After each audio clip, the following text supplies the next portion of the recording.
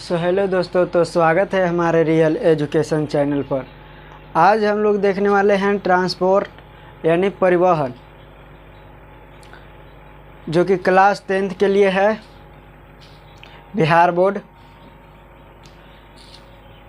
तो परिवहन के बारे में जानने वाले हैं हम। ये पहला चैप्टर के ही अंतर्गत यानी जैव प्रक्रम के ही एक भाग है, जो कि परिवहन नाम दिया गया है।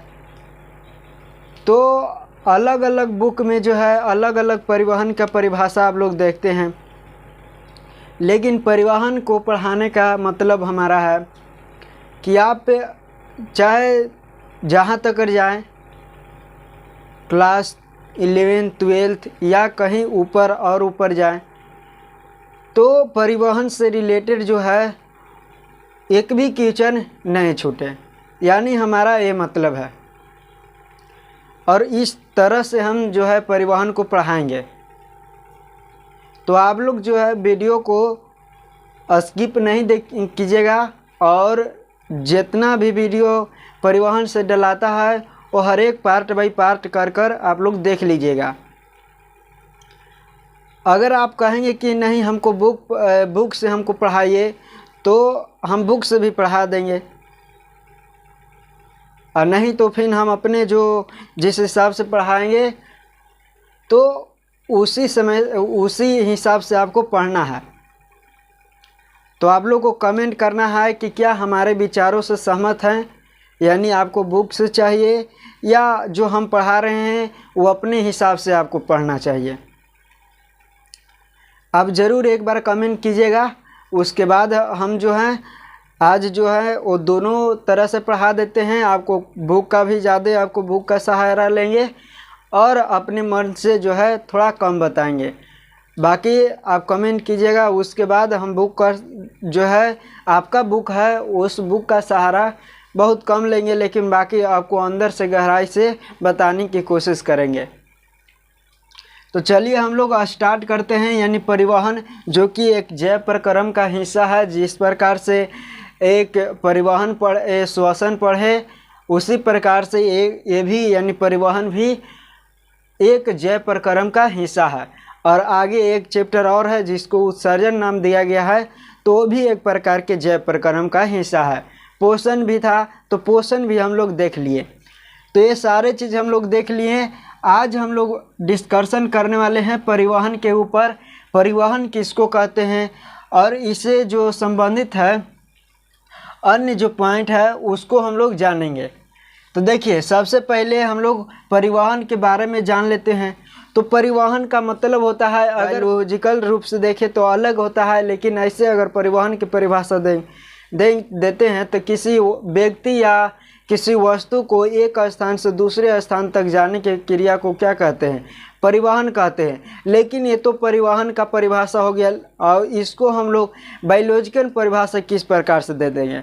बायोलॉजिकल परिभाषा हम लोग किस प्रकार से देंगे, यानी जीव विज्ञान के जो हिसाब है उसके हिसाब से हम लोग परिभाषा किस प्रकार से हम इस परिभाषित कर सकते हैं।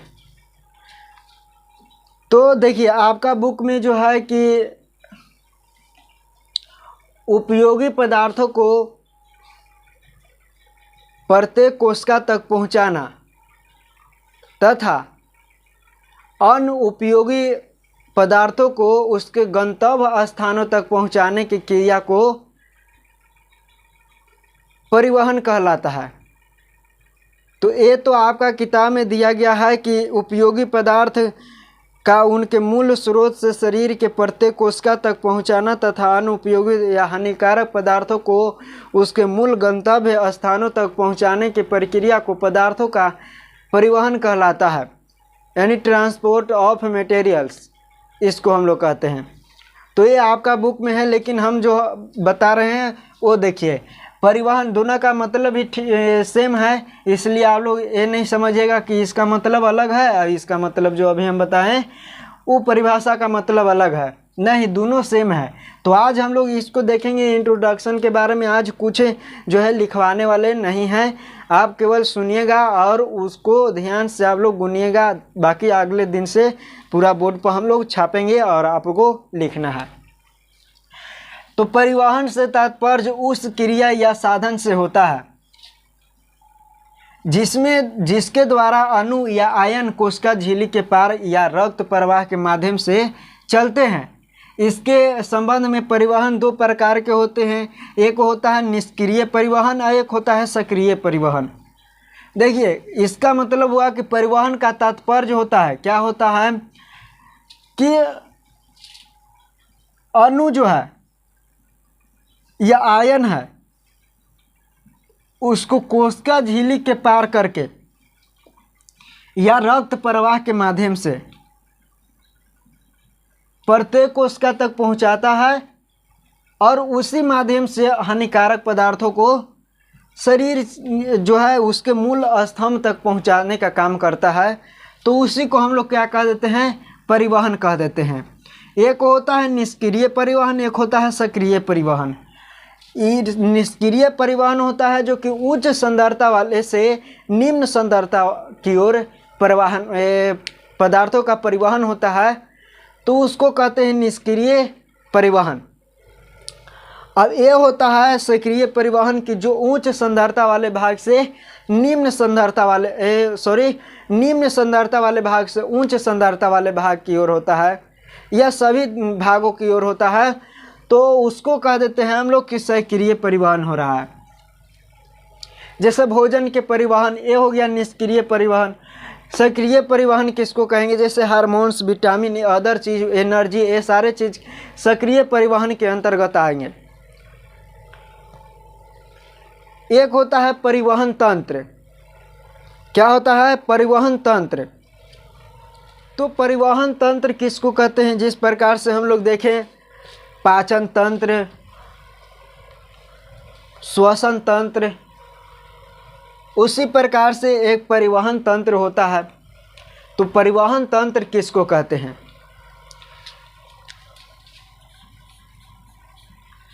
परिवहन तंत्र किसको कहते हैं, ये हम लोग जानने के प्रयास करेंगे। तो परिवहन तंत्र के अंतर्गत जो है वो बहुत सारे भाग होते हैं, अंग होते हैं इसके अंतर्गत। जैसे रक्त वाहिनियाँ हो गया, रक्त नलिकाएं, हृदय, रक्त, ये सारे चीज़ मिलकर परिसंचरण तंत्र का निर्माण करते हैं और इसी को हम लोग परिसंचरण तंत्र कहते हैं या परिवहन तंत्र के नाम हम लोग दे देते हैं। तो आई होप इतना आप लोग समझ में आ गया होगा आप लोगों को कि परिवहन किसको कहते हैं और परिसंचरण तंत्र किसको कहते हैं। परिवहन तंत्र के अंतर्गत आते हैं रक्त वाहिनियाँ या रक्त नलिकाएं, हृदय, ये सारे चीज़ है जो कि परिवहन तंत्र के अंतर्गत आते हैं।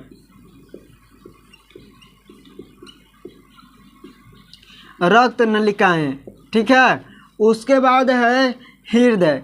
हृदय सबसे ज़्यादा इसका रोल है हमारे जो शरीर में है, जो कि जल में से ही या जो माता के गर्भ में पल रहता है उसी समय से ये जो है धड़कने का शुरुआत करता है। से एक मरते, जब हम लोग मर जाते हैं या डेथ हो जाते हैं, किसी जो है बॉडी जो है फ्रीज हो जाता है, तब ये हृदय जो है धड़कना बंद हो जाता है। हमारे शरीर में बहुत सारे ऐसे अंग हैं जो कि जन्म से लेकर लगातार मृत्यु तक वो क्रिया लगातार नियमित ढंग से करित रहता है।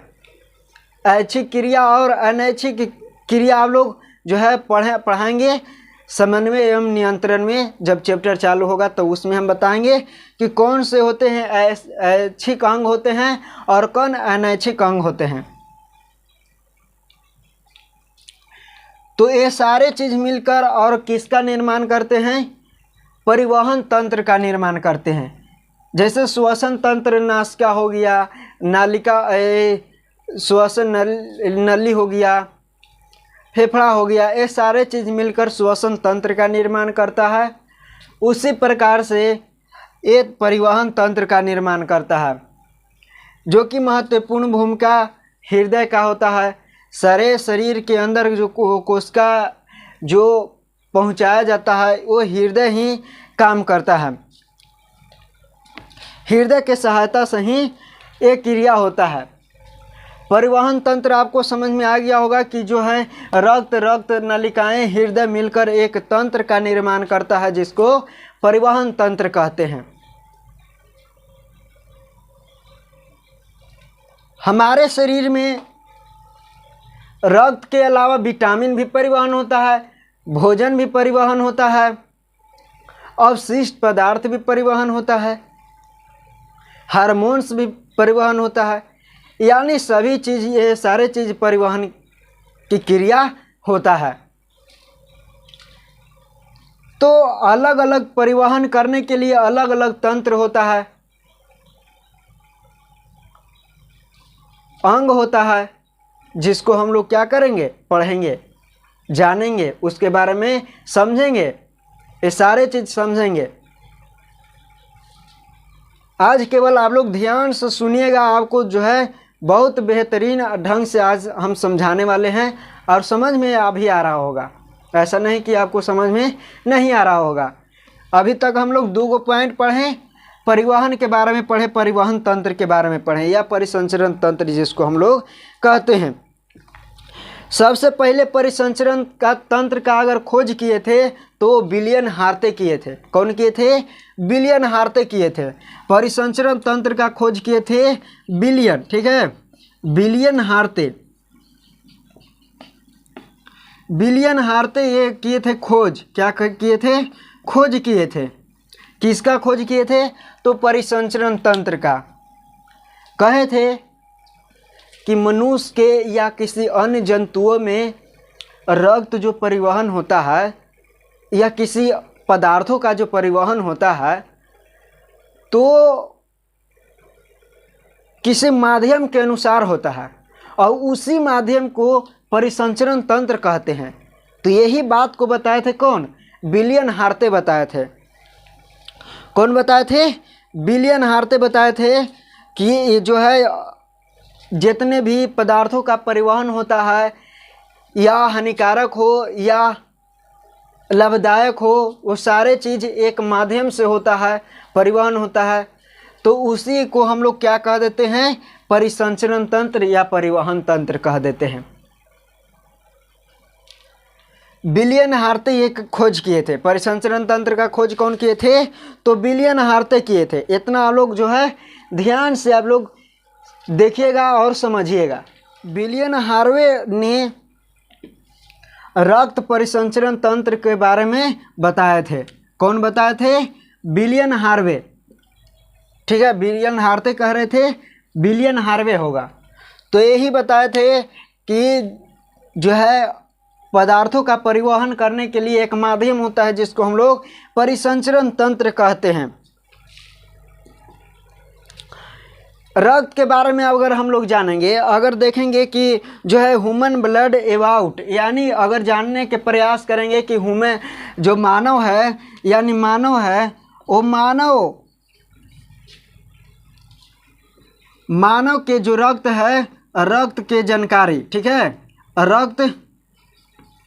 रक्त के जानकारी अगर हम लोग जानेंगे तो क्या होगा? रक्त के जानकारी यानी जो है इसको हम लोग हिंदी में कह देते हैं, इंग्लिश में कहते हैं ह्यूमन ब्लड अबाउट, ठीक है।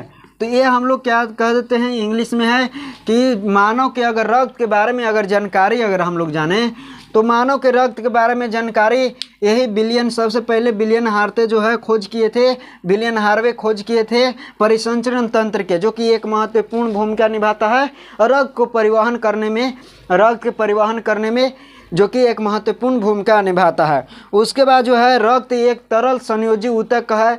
यह जो है एक ऊतक है। कौन है? एक इसमें क्या, यह क्या है? तरल संयोजी ऊतक, ठीक है। इतना आप लोग जो है आप लोग ध्यान से सुनिएगा और देखिएगा। इसको हम लोग जो है मिटाने की प्रयास करेंगे। हम लोग देखेंगे कि ब्लड जो है, ब्लड यह एक रक्त जो है, रक्त तरल संयोजी ऊतक है। क्या है? रक्त तरल संयोजी ऊतक है। रक्त जो है वो तरल संयोजी ऊतक है। कौन? तो रक्त। ठीक है, रक्त जो है वो तरल संयोजी ऊतक है जो शरीर में मौजूद एक रक्त नलिका के माध्यम से बहता है। एक रक्त ये किससे के माध्यम से बहता है? तो रक्त नलिका के माध्यम से बहता है। किसके माध्यम से? तो रक्त नलिका। ठीक है, रक्त नलिका के माध्यम से ये बहता है। माध्यम से क्या होता है? बहता है। ये तरल संयोजी ऊतक है जो रक्त है, वो रक्त क्या है? तरल संयोजी ऊतक है जो किसके माध्यम से बहता है? तो ये बहता है रक्त नलिकाएं के माध्यम से। रक्त नलिकाएं कहे तो शिरा या धमनी के माध्यम से। ठीक है, शिरा या धमनी के माध्यम से रक्त छोटे छोटे हाथ से प्राप्त होते हैं और भोजन के अन्य भागों तक ये ले जाते हैं। भोजन को ये छोटे छोटे टुकड़ों से प्राप्त होते हैं। भोजन के छोटे छोटे टुकड़ों से क्या होते हैं? प्राप्त होते हैं। रक्त के छोटे छोटे टुकड़ों से, भोजन के छोटे छोटे टुकड़ों से क्या होते हैं? प्राप्त होते हैं, जो कि ग्लूकोज को या भोज्य पदार्थों को एक स्थान से दूसरे स्थान ले जाने के प्रयास करते हैं। कौन? तो रक्त फेफड़ा से O2 गैस को भी हृदय तक पहुंचाता है। कहेगा कि ये जो फेफड़ा से हृदय में कौन पहुंचाता है? ऑक्सीजन को।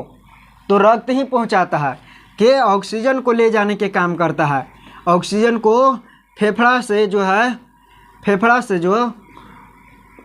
कहाँ ले जाता है? तो हृदय में ले जाता है। और हृदय शरीर के सभी भागों तक, शरीर के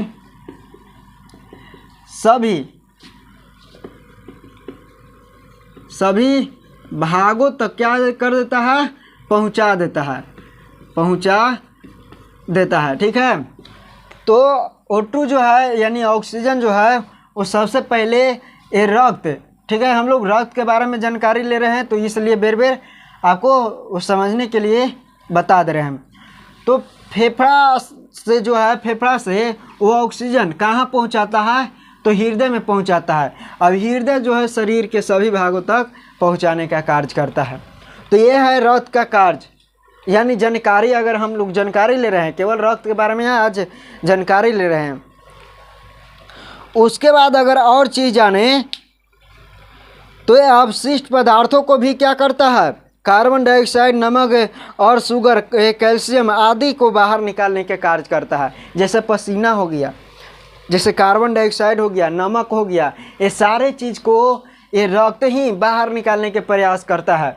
परिवहन, जिसको उस सर्जन में बताएंगे कि नमक किस तरह से निकलता है, कार्बन डाइऑक्साइड किस तरह से निकलता है, ये सारे चीज़ जो है परिवहन यानी रक्त का ही महत्वपूर्ण भाग है। अगर हम लोग जानने का प्रयास करेंगे और थोड़ा सा रक्त के बारे में, तो रक्त के बारे में और थोड़ा सा जानकारी लेंगे तो किस प्रकार, ये देखिए भोजन का परिवहन करता है। किसका परिवहन करता है? भोजन का परिवहन। अब कहेंगे कि भोजन के कैसे परिवहन करता है? तो जो ग्लूकोज है वो ग्लूकोज को क्या करता है? परिवहन करता है। छोटी आंत से लेकर अन्य भागों तक ही करता है परिवहन। छोटी आंत से लेकर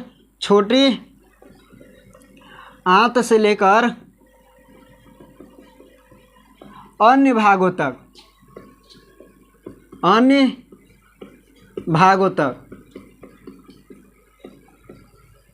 ये पहुंचाने का कार्य करता है। ये जो है ये ग्लूकोज का ग्लूकोज जैसे C6H12O6, यही जो है भोजन को यानी ग्लूकोज के रूप में ये परिवहन करता है छोटी आंत से लेकर अन्य भागों तक। दूसरा क्या है? तो दूसरा है O2 का परिवहन यानी ऑक्सीजन का परिवहन। O2 का परिवहन इसी के माध्यम से होता है। किसके माध्यम से? तो ब्लड के माध्यम से। उसके बाद जो आगे है अवशिष्ट पदार्थों का परिवहन। पदार्थों का परिवहन,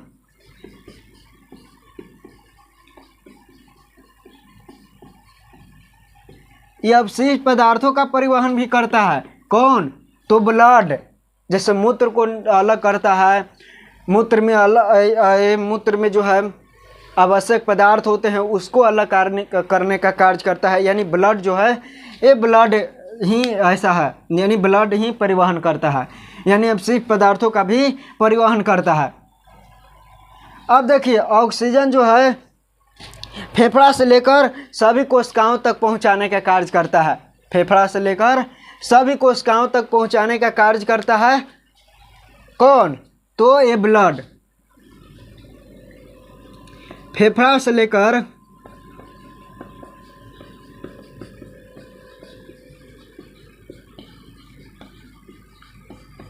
अन्य भागों तक या कोशिका तक, प्रत्येक कोशिका तक लेकर प्रत्येक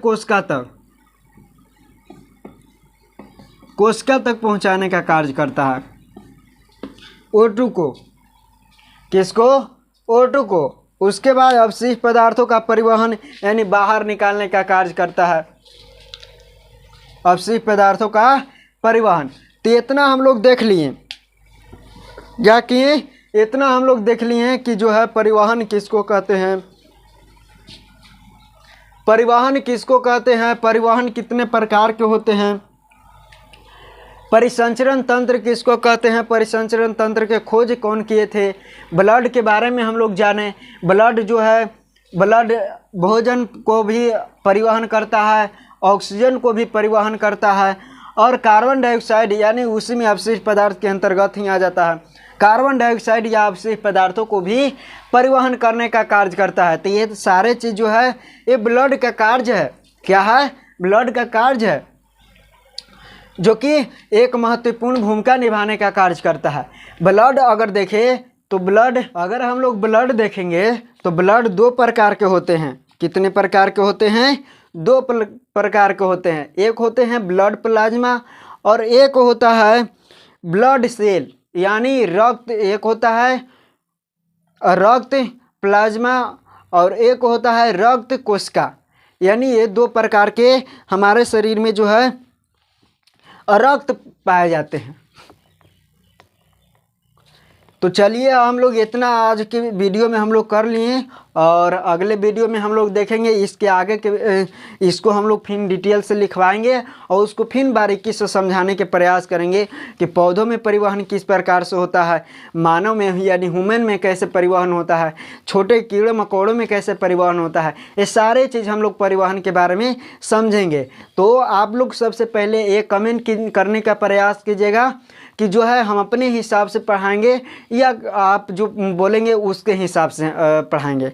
आप जैसा आप कीजिएगा वैसा हम पढ़ाने के प्रयास करेंगे। अगर आप चाहेंगे कि नहीं हमको बुक के जो बारीकी जो जिस प्रकार से दिया गया है उस प्रकार से आप लोग पढ़ाइए तो हम उस प्रकार से पढ़ाएंगे। तो चलिए हम लोग मिलेंगे अगले वीडियो में, तब तक के लिए जय हिंद।